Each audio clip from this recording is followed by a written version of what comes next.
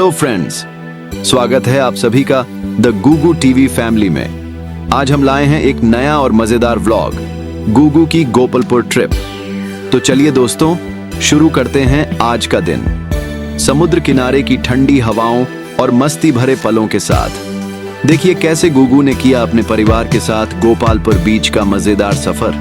रेत में खेलना, लहरों के साथ झूमना और बहुत सारी मस्ती करना। तो वीडियो को पूरा जरूर देखिए, और अगर आपको गुगु की ये ट्रिप पसंद आए तो लाइक, शेयर और सब्सक्राइब करना मत भूलिएगा द गुगु टीवी को। चलो दोस्तों, अब चलते हैं गोपालपुर बीच की ओर। Let's go with गुगु।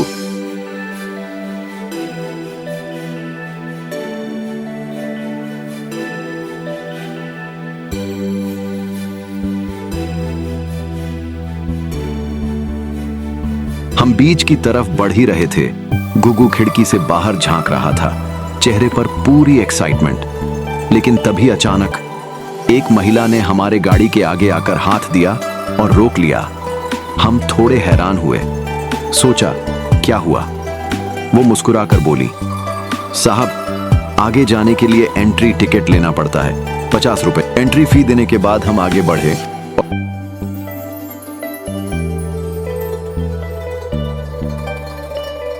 और सामने ही नजर आई खूबसूरत समुद्र की लहरें। गुगु तो इतना एक्साइटेड था, बस बीच पर दौड़ने के लिए रेडी। बीच के पास हम पार्किंग एरिया तक पहुंचे, लेकिन वहां ज्यादा लोग नहीं थे। पूरा इलाका लगभग खाली सा लग रहा था। थोड़ी देर रुके, चारों तरफ देखा, शांत सा माहौल, बस हवा की आवाज और दूर लहरों की गूंज।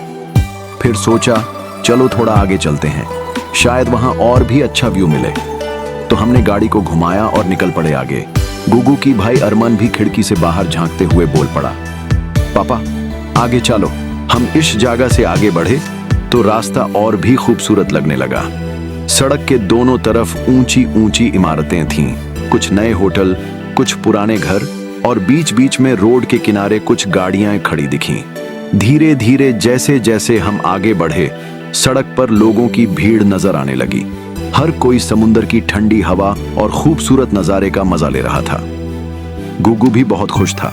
खिड़की से अरमान बाहर झांकते हुए बोला, पापा देखो कितना बड़ा समुद्र।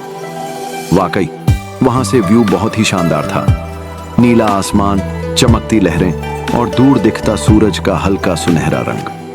हमने थोड़ा आगे जाकर एक खुली जगह देखी, बिल्कुल खाली थी। चारों ओर शांति और सामने खुला समुद्र। बस फिर क्या था, हमने वहीं गाड़ी पार्क कर ली। अब दोपहर का वक्त हो चला था। गाड़ी पार्क करने के बाद हमने सोचा चलो कुछ खा लिया जाए। हम पैदल ही चल पड़े, बीच के आसपास रेस्टोरेंट ढूंढने। इधर उधर कई जगह नजर डाली, पर ज्यादातर जगह या तो बंद थी या कुछ खास अच्छी नहीं लगी। इतने में अरमान बनाते हुए कहा, पापा बहुत भूख लगी है। सब हंस पड़े और फिर हमने ज्यादा देर नहीं की। थोड़ा आगे जाकर एक छोटे से होटल पर पहुंचे जो समुद्र के बिल्कुल पास था। अंदर गुगु की मामी, भाई अरमान और उनकी दोनों मौसी टेबल पर बैठ गए लंच के लिए, और गुगु अपने पापा के साथ बाहर बैठकर समुद्र की ठंडी हवा और खूबसूरत नजारा देखने लगा। लहरों की आवाज और खाने की खुशबू, एकदम परफेक्ट लंच टाइम था। गुगु अपने पापा के साथ बाहर बैठकर समुद्र का नजारा एंजॉय कर रहा था। उधर अंदर दोनों मौसी, मामी और भाई अरमान लंच के लिए ऑर्डर दे रहे थे। कौन सा खाना लेना है, क्या ट्राई करना है, सब मिलकर मस्ती में बातें कर रहे थे। एक तरफ परिवार की हंसी और दूसरी तरफ गुगु और पापा की समुद्र के साथ मस्ती। लंच करने के बाद हमने होटल से बाहर निकलकर थोड़ा टहलना शुरू किया। सबका मूड बड़ा अच्छा था। हवा में समुद्र की खुशबू थी और चेहरे पर मुस्कान। हम चलते चलते थोड़ी दूर पहुंचे तो सामने एक जगह पर गोपालपुर NAC का बोर्ड दिखा। वहां कुछ देर के लिए रुके, थोड़ी फोटो खींची, आसपास का नजारा देखा। फिर हमने सोचा चलो अब आगे बढ़ते हैं, सीधे समुद्र की ओर। अरमान तो फिर से एक्साइटेड हो गया, कहने लगा, पापा जल्दी चलो, बीच नजदीक आ गया। और बस फिर क्या था, पूरा परिवार चल पड़ा गोपालपुर बीच की ओर, एक और मजेदार पल के लिए। अब हम बीच की ओर बढ़ रहे थे।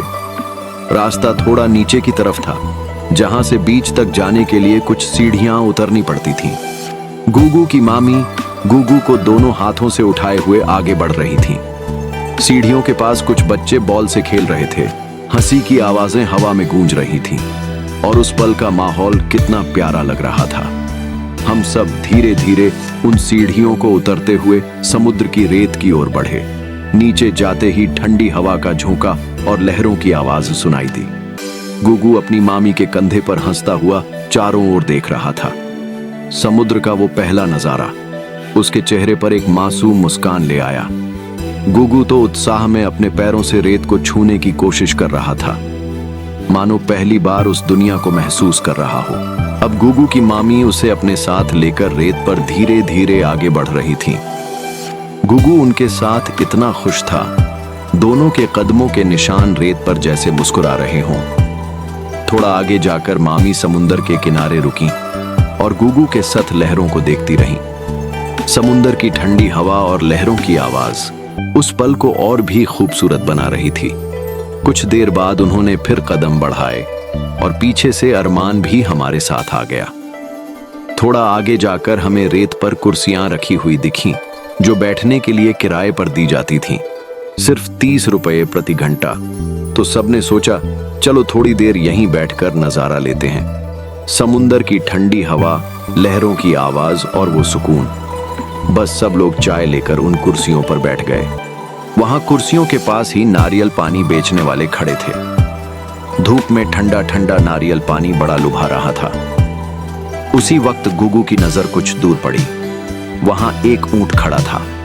रेत पर ऊंट को देखकर गुगू तो खिलखिलाकर हंस पड़ा। उसकी आंखों में जिज्ञासा और उत्साह दोनों झलक रहे थे। थोड़ा आगे सी बीच एडवेंचर बाइक्स नजर आईं।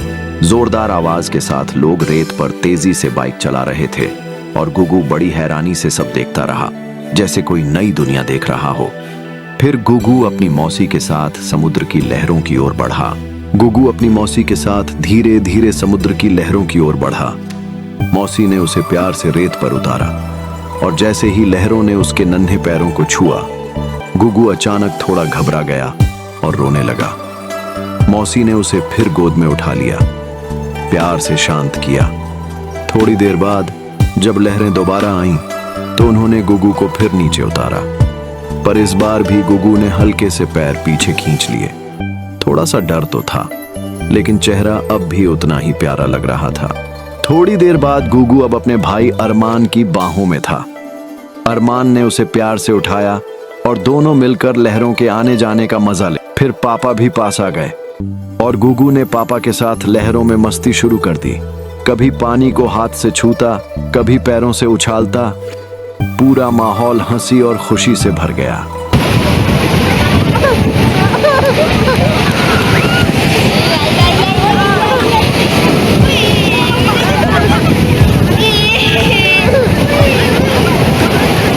अब अरमान अकेले समुंदर की लहरों के बीच खड़ा था।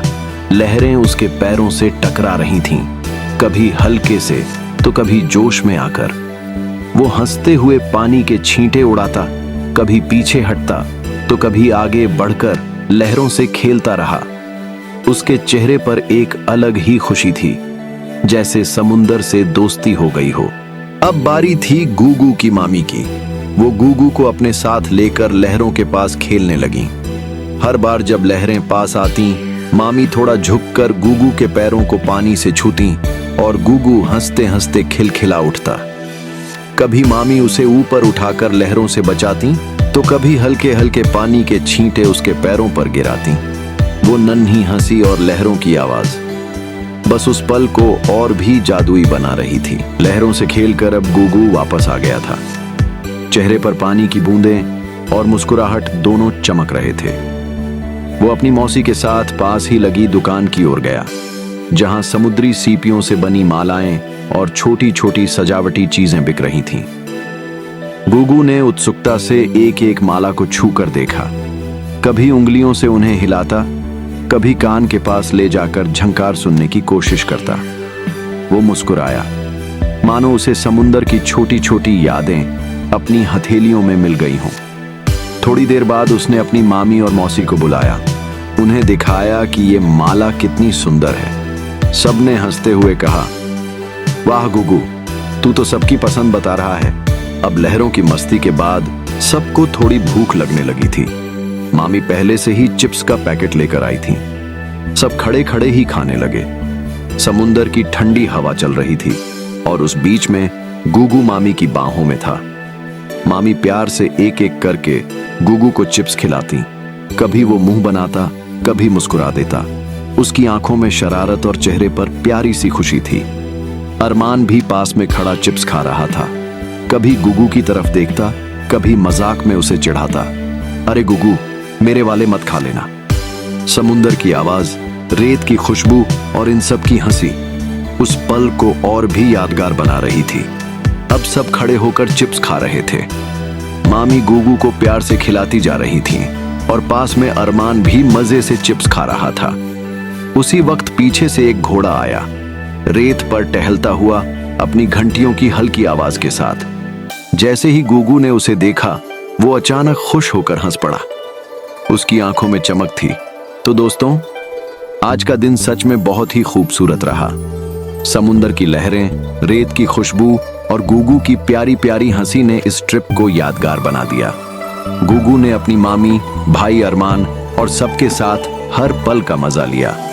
कभी लहरों में खेलते हुए, कभी चिप्स खाते हुए और कभी घोड़े को देखकर खुश होकर हंसते हुए। ऐसे ही छोटे छोटे पल जिंदगी की बड़ी यादें बन जाते हैं। तो दोस्तों, आज का व्लॉग यहीं पर खत्म करते हैं। आशा है आपको ये गोपालपुर ट्रिप पसंद आई होगी। फिर मिलेंगे एक नए व्लॉग, नए सफर और नई कहानी के साथ। तब तक के लिए बाय बाय और धन्यवाद।